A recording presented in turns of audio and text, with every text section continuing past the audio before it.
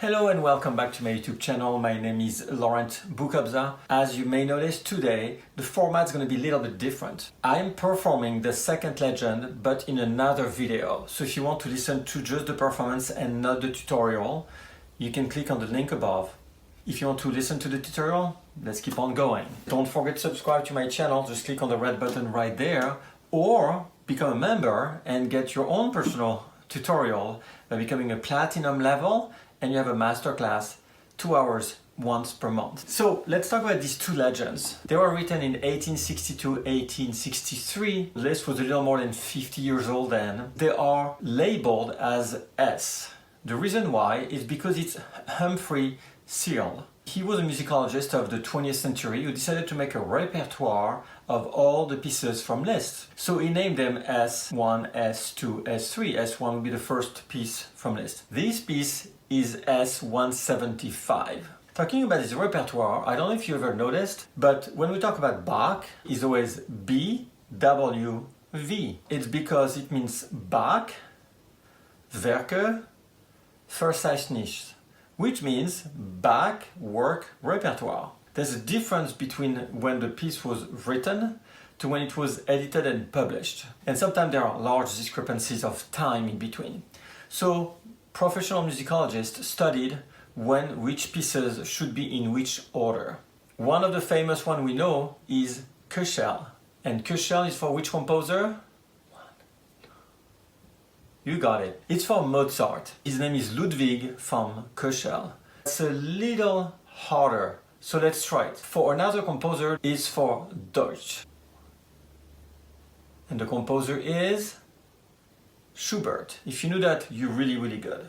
The name of the musicologist is Otto Erich Deutsch. We have the same with Hobokens. Hobokens is for which composer? Haydn. You got it too? Good job, you're professional. So Liszt, it's S, again from Humphrey Searle. These two legends are dedicated to his daughter Cosima. At that time was married with Ernst von Bleue, who was a very famous pianist. Later on, Cosima will marry Richard Wagner, yes, the famous composer. In a letter to Wagner, Liszt said this about the second legend. On his outspread cloak he strides firmly, steadfastly, over the tumultuous waves, his left hand holding burning coals, his right hand giving the sign of blessing. His gaze is directed upwards, where the word charitas, surrounded by an aureole, lights his way. It is extremely important because if we dig a little bit into the life of Liszt, first of all, Liszt name's saint was Saint Francis. His name was Franz Liszt, Ferenc Liszt, or François. This legend of Saint Francis meant probably that these legends were for him. If we look at that text I just read from you, there are many things that could refer to the life of Liszt. For example, we talk about an old man who is not allowed to cross to go where? To the other side. Some years before, Liszt did something really bad. He had a child with Marie d'Agoult, and Marie d'Agoult was married at that time. That was not allowed. So then he's kicked out of Paris. He becomes a persona non grata. Maybe this second legend is him repenting, trying to go through and using that character who is not allowed to go on the other side by the boatman. At the same time he's holding his baton, create a sail with it, and basically sails the other side by himself with the strength of his own faith. During these years of pilgrimage, he will write the Dante, you can click above, which talked about hell, purgatory, and heaven, because Liszt becomes obsessed with the fact that he might end up in hell, and he doesn't want this. Of course, no one wants to end up in hell anyway. And the fact he's looking up, it means there is a God and he's asking for this God to help him. He's talking about charity on that picture because charity was asking for everyone that has been kicking him out, like please, he's begging to come back and to be reinserted into the artistic life that Paris had to offer at that time. We're talking 1850. This second legend has many connotations with the church music. And we see that from the very beginning. We start mezzo forte, andante maestoso. Why maestoso? because he's somebody who has a huge ego to show that he's still present.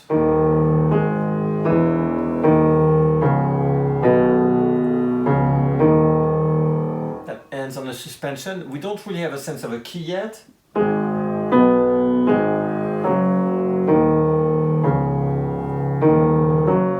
Neither here. Here we don't really know. And then finally,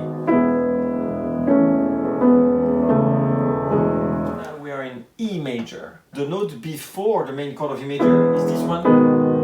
It's a third chord. That's very unusual to play a third chord. He could have played a 5 chord.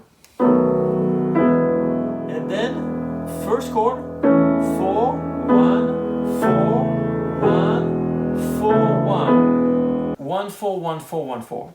In harmonic music, it's called a Plagale cadence. It's a cadence we find predominantly in church music. So right there he's already talking about the church. Finally we're gonna have some 5 chords. Of course the dominant chord has to be there at some point. But look what happens before we find the 5 chord. Do we have this tremble of the left hand? It's kind of the rumbling of the water. It's something that's moving, and we have this. And that left hand will do a lot of chromaticism. As we'll see that in this music there's tons of chromaticism everywhere. The first time that that bass changes,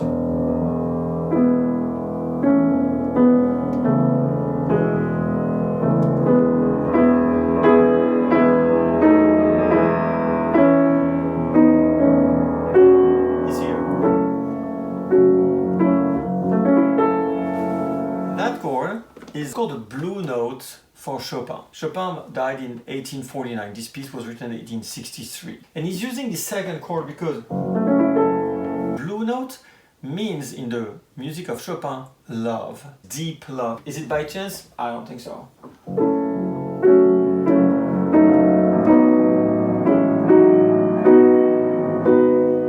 And he does it again.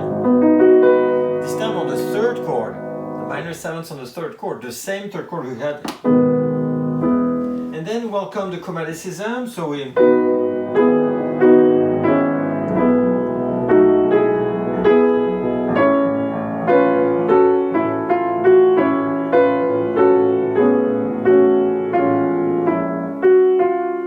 have chromaticism in here.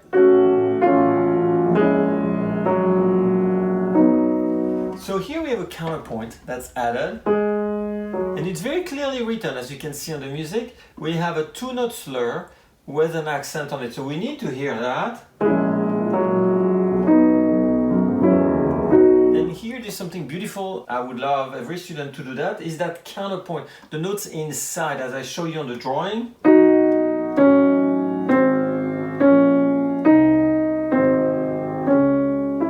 We need to hear those counterpoints, not just the melody.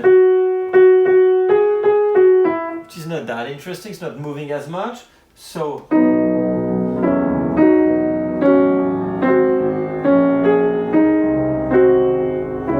and it does it again.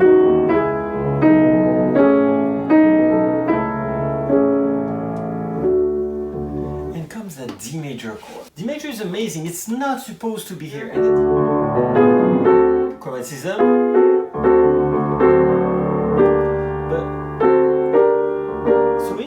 That D major chord coming out of nowhere is really the dominant of G minor. Now G minor compared to E major, we have here the diminished 7th, very important chord in the language of Liszt. And then, when later we'll have, it sounds the same, but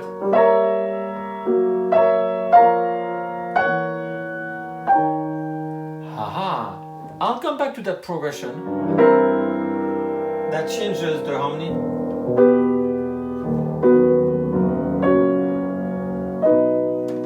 And now we arrive back to a beautiful B major. And once again on this B major, the counterpoint.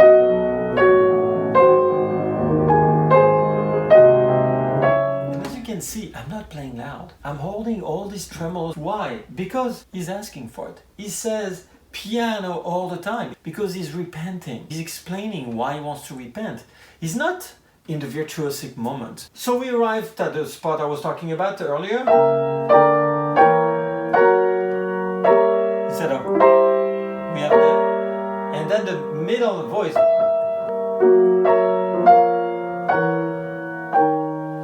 So it's important for two reasons. First, it changes, so there's a repetition, but as I said millions of times in all my videos, composers don't like to repeat twice the same way. Now we have a different progression, and that progression that we have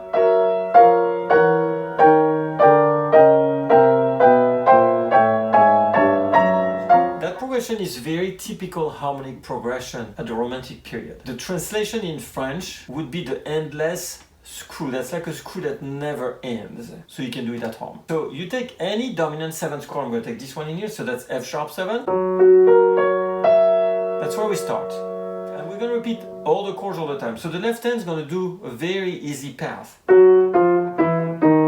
Descending chromatic scale. For each repetition of the chord, the left hand will go one note down. Then the top note now is going to move 3 times up. But let's do the right hand alone. So 3, 1, 2, 3.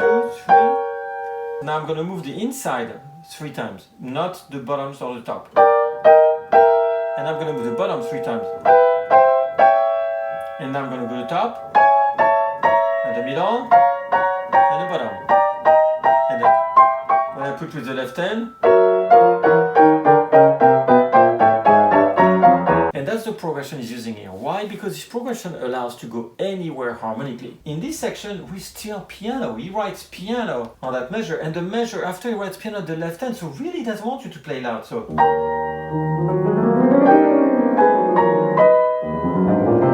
and we have at the left hand this little wave moment, this little gust of wind.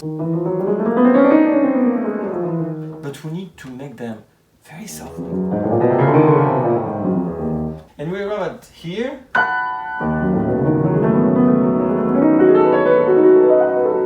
So some people here, fingering wise, are using 2 hands, sometimes using 1. It's really up to you. And after these little cadences are happening, the theme comes back, except this time dominant tonic and not the 4th degree, 5-1.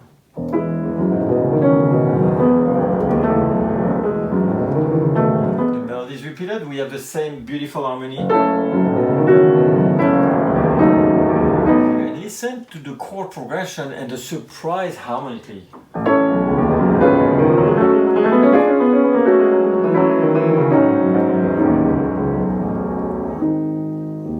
Wow! Nobody expects that. Then.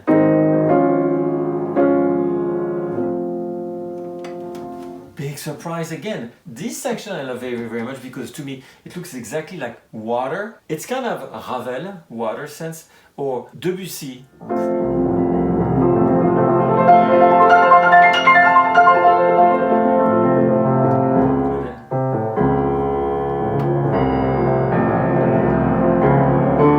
So now the melody seems to be restarting, but not at all. We should know. Big surprise.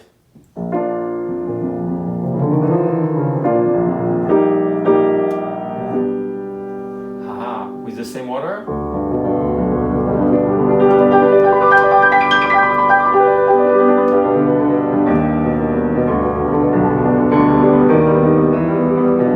And then the theme comes back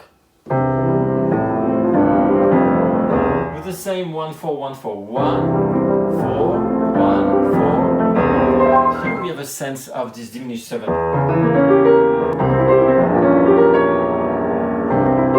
And now instead of going back to F major, it's going to go to F minor.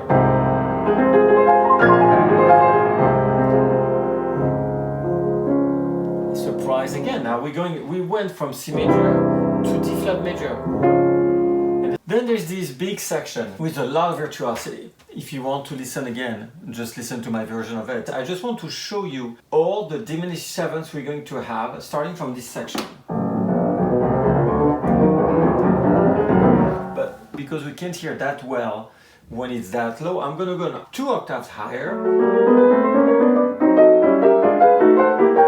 But what is is a diminished seventh? Do we know that? Let's go in detail. A diminished seventh is when we take any notes on the piano. I'm going to take a C. I'm going to add a third higher, so an E flat. I'm going to play an F sharp. That could be a G flat, doesn't matter. And then I'm going to play the third higher. So the distance between all those notes is a minor third. And then I'm going to add one more. The same C I have. So these are not different notes. In harmony, only different notes matter. When you have repetition of the same note, that doesn't change the harmony. If I do this, or this, that we call inversions. Inversions do not exist in diminished sevenths for your ear. It exists on paper because we decide what's the root of a chord and its inversion, blah, blah, blah. That's theory. But when you listen to it, when I play this, or when I play that, or when I play that, or when I play that, you hear diminished sevenths. That's all. Then I can have the next one a half step higher, the next one a half step higher. So I moved all the four notes of my chord a half step higher, and if I move one more up, what happens? I'm back to the same chord. So there are only 3 diminished sevenths chords for your ear. I insist, for your ear. So that's what it does in here. So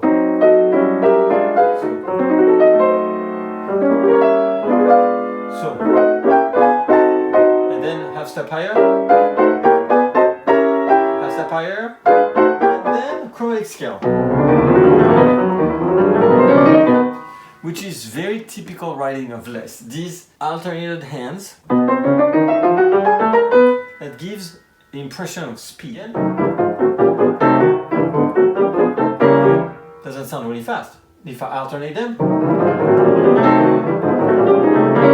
the same in here. So if I do.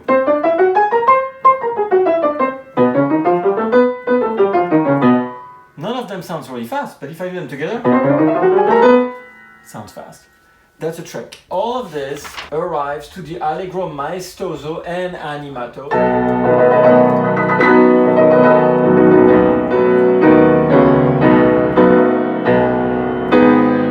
Recognize the same 3 chords we had before. And that's a repetition of the beginning, but happy, like a conqueror. Does that mean, you think, that Liszt thinks that he has been redeemed?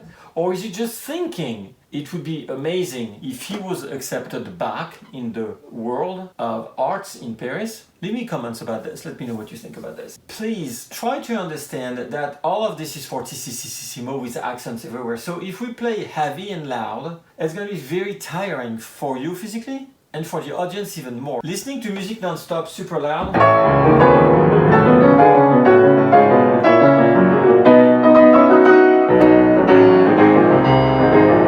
exhausting. And it's not pretty. I don't think this is very interesting. So I'm trying to think of this in a musical sense. I start a little softer, make my left hand being a line. Then.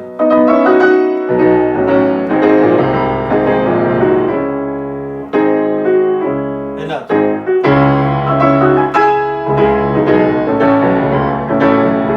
Instead of doing.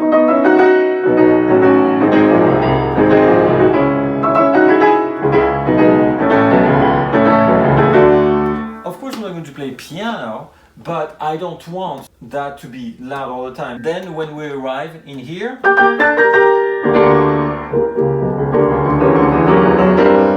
I take the sound back to grow it again, to try to create waves. And actually, what else is he doing than walking on the water? The end section now, lento with somma espressione, with the maximum expression possible. So the first time it's a quarter.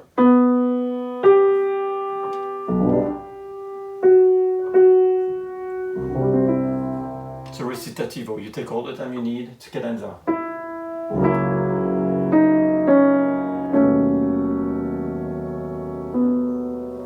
And now it's an eighth note, it's not a quarter. Right. And because it's repeated, that's the exact same line twice, you need to make it very different, that we don't feel there's a repetition. We were in C major suddenly, out of nowhere. To finally go back to E major. So when we do, I'm thinking that. I'm not thinking that. Surprise again. So that moment that seems victorious is followed by something much sadder. It's like in his heart, he wants to join back, but at the same time he doesn't know it's gonna happen. And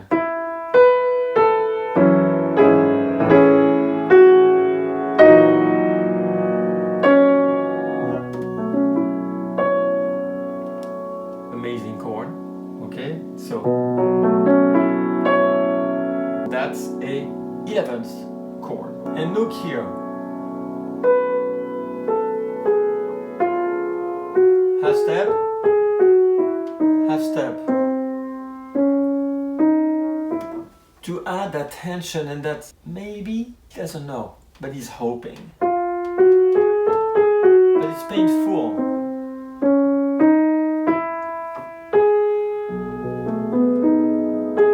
Suspension, and then now this left hand.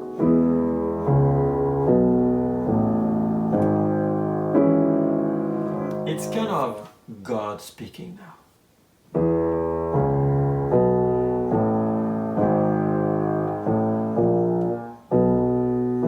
And maybe saying, I will do it, but you will behave. And he's like, yes, I will. And the yes is his right hand. Here. And create a gorgeous chord we need to hear. And then, and God repeats, saying, you need to behave. And he says, yes. And then, one more time. He's like, are you sure? He's like, absolutely, please. And again.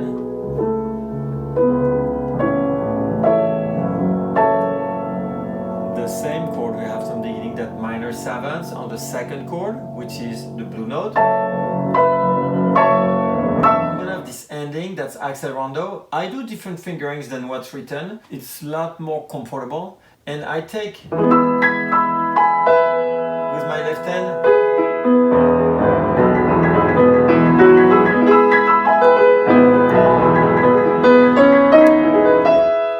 The same with that note, because we need to have, as you heard,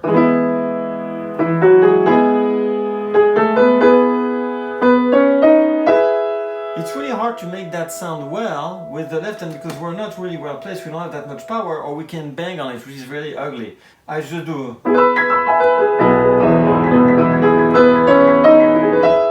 And I can have the sound I want that's luminous, loud, but not brutal. And then the last four chords to hand.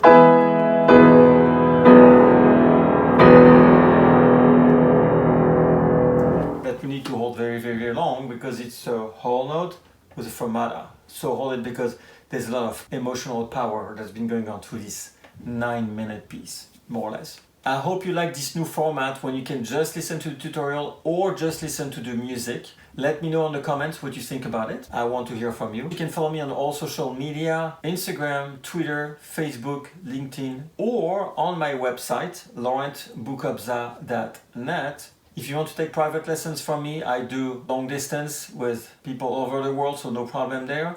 You can contact me on my email, laurent.boukobza.pianist@gmail.com. I will wait for all your comments. I'll see you all next time for another video. Thank you very much. Bye bye now.